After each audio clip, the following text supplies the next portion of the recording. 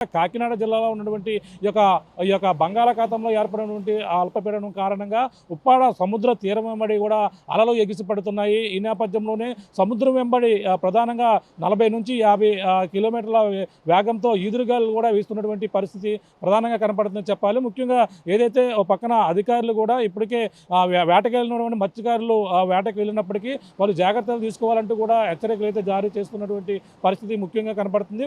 మనం చూడొచ్చు ప్రస్తుతం కాకినాడ ఉప్పాడ ఏదైతే సముద్ర తీర ప్రాంతంలో మనం అలలు ఏ విధంగా ఎగసిపడుతున్నాయో మనం చూసే ప్రయత్నం చేద్దాం. మొత్తం ఈ విధంగా ఉప్పాడ సముద్ర తీరంలో అలల ఉద్రిక్తి అయితే కొనసాగుతుంది. అలాగే ఆటుపోటలు ఏదైతే ఉదయం సాయంత్రం సమయంలో ఆటుపోటలు తోడవడంతో దానికి తోడు ఏదైతే సముద్ర తీర ప్రాంతంలో ఉన్నటువంటి ఉప్పాడ మొదలుకొని అలాగే కోనపాపేట వరకు కూడా చాలా వరకు కోతకు గురవుతున్నటువంటి పరిస్థితి మరికొన్ని ప్రాంతాల్లో కనపడుతుందని చెప్పాలి. అలాగే గత కొన్ని రోజుల నుంచి చూస్తున్నాం.